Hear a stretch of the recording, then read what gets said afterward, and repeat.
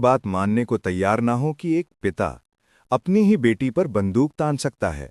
वो बेटी जिसकी आंखों में उसने पहली बार रोशनी देखी थी, जिसे स्कूल बस तक छोड़ने वो खुद जाता था और जिसके सपनों को उड़ान देने के लिए उसने अपनी पूरी दौलत लगा दी थी। पर कुछ कहानियां ऐसी होती हैं जिनसे गुजरकर इंसान का यकीन भी टूट जाता है। गुरुग्राम की एक सुबह थी, बहुत साधारण, बहुत बेसिक सी। वही शहर की भीड़, वही घर की हलचल।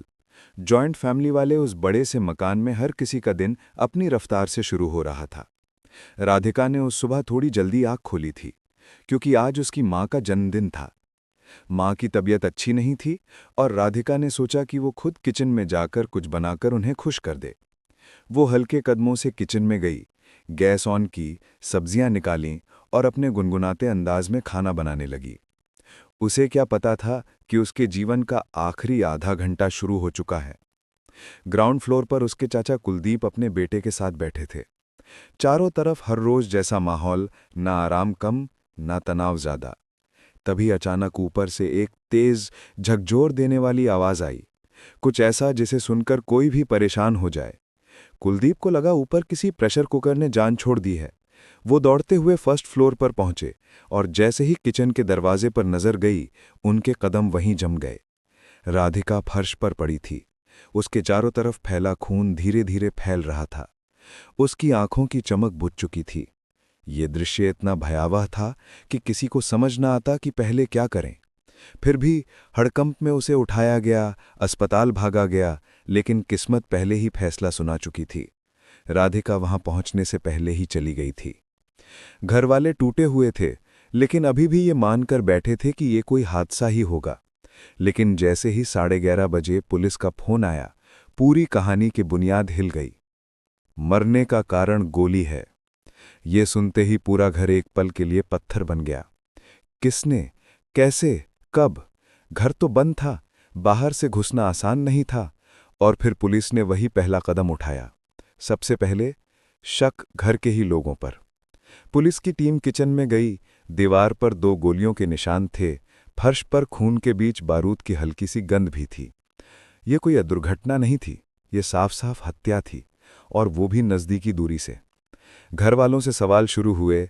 पहली सबकी जबान पर बस यही था, हमें नहीं पता, हमें नहीं पता। लेकिन पुलिस की आवाज़ जैसे ही कड़ी हुई, किसी के मन की दीवारें ढहने लगी। और अंत में वो आदमी जिसे सब एक जिम्मेदार पिता मानते थे, जिसे राधिका दुनिया में सबसे ज्यादा भरोसा करती थी, उसी की आवाज़ टूटकर निकली, मैंने मारा है अपनी बेटी को। कमरे की हवा तक जैसे थम गई। किसी ने विश्वास नहीं किया कि ये वही व्यक्ति है जिसने बचपन से बेटी का हाथ पकड़कर उसे टेनिस कोर्ट तक पहुंचाया, विदेशों में टूर्नामेंट खिलाने ले गया, जिसके लिए उसकी जीत दुनिया का सबसे बड़ा गर्व था। लेकिन उसकी बातों में ना कोई हड़बड़ाहट थी, ना कोई बहाना, बस एक अजीब सी ठंडी स्वीकारोक्ति थी। उसने कहा कि कुछ समय से राधिका के बारे में समाज में बातें हो रही थी। लोग कहते थे कि वो छोटे कपड़े पहनती है, कि उसकी एकेडमी की कमाई पर उसका परिवार चल रहा है, कि घर की इज्जत खराब कर रही है। हर बार ये बातें उसे अंदर तक चोट पहुंचाती थी, और धीरे धीरे उसने इन तानों को सच मानना शुरू कर दिया। उसका कहना था कि उसने राधिका को समझाया, रोका, समझाने की हर कोशिश की, लेकिन राधिका ने अपनी एकेडमी बंद करने से मना कर दिया। और यहीं से उसके मन में एक अंधेरा पैदा हुआ, एक ऐसा अंधेरा जिसका कोई तर्क नहीं, कोई सीमा नहीं। उसने कहा, मैं तनाव में था, मैं टूट गया था, और उसी गुस्से में मैंने अपनी लाइसेंस वाली रिवॉल्वर उठाई। जब वो किचन में थी, मैंने पीछे से गोली मार दी। उसके शब्द जितने ठंडे थे उतने ही डरावने। लेकिन पुलिस को जैसे जैसे और बातें समझ में आने लगी, कहानी के टुकड़े एक दूसरे से मेल नहीं खा रहे थे। गोली सामने से लगी थी, पोस्टमार्टम 4 गोलियां दिखा रहा था जबकि वो 3 बता रहा था। कई बातें उलझी हुई थीं, कुछ जैसे वो छिपा रहा था या शायद खुद भी भ्रम में था। लेकिन असली मुसीबत अभी खत्म नहीं हुई थी। सोशल मीडिया ने राधिका के एक म्यूजिक वीडियो में एक लड़के के साथ उसके दिखाई देने पर तरह तरह के आरोप लगाने शुरू कर दिए। लोग अपने अपने एंगल गढ़ने लगे। किसी ने इसे प्रेम संबंध बताया, किसी ने इससे भी बड़ा नाम दे दिया, जबकि सच ये था कि वो लड़का सिर्फ उसके साथ एक वीडियो में काम करने वाला कलाकार था। किसी तरह का कोई रिश्ता नहीं था। इस बीच राधिका के करीबी दोस्त हिमांशिका का बयान आया, जिसने पहली बार किसी को ये बताया कि राधिका घर में घुट रही थी। उसे हर बात के लिए रोका जाता था, उसकी आज़ादी सीमित थी और समाज के तानों का गुस्सा अक्सर उसी पर उतरता था।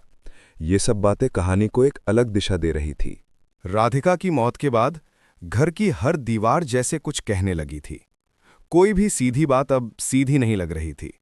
पुलिस की नज़र छोटे से छोटे विवरण पर टिक गई थी और धीरे धीरे साफ होता जा रहा था कि जो कहानी पिता दीपक ने सुनाई थी वो पूरी तरह सच नहीं थी, या शायद आधा सच थी, या शायद किसी डर या झूठ के भीतर छिपी सच्चाई। पोस्टमार्टम रिपोर्ट ने तो सारी दिशाएं ही बदल दी। वहां साफ लिखा था कि गोलियां सामने से चली थीं, सीधे राधिका के शरीर की ओर। गोली के एंट्री और एग्जिट पॉइंट ने बता दिया था कि अपराध उसी तरह नहीं हुआ था जैसा दीपक बता रहा था। एक और चौंकाने वाली बात सामने आई। रिपोर्ट में 4 गोलियों का जिक्र था, जबकि पिता ने कहा था कि उसने 3 चलाई थीं। सवाल उठना स्वाभाविक था। अगर अपराधी खुद बताकर आया तो गलत गिनती क्यों?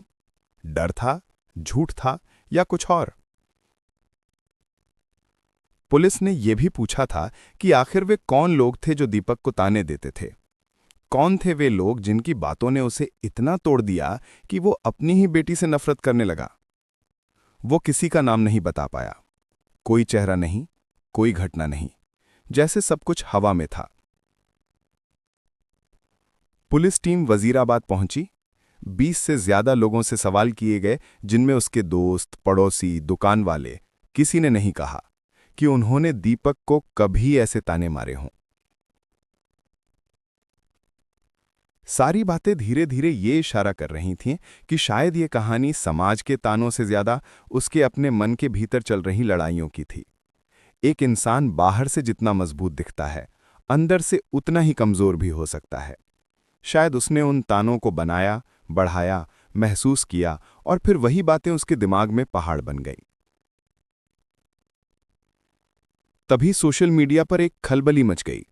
राधिका के एक गाने वाले वीडियो को उठाकर अचानक ये सवाल उछाल दिया गया कि कहीं ये कोई प्रेम प्रसंग तो नहीं, कहीं ये उसकी मौत की वजह तो नहीं।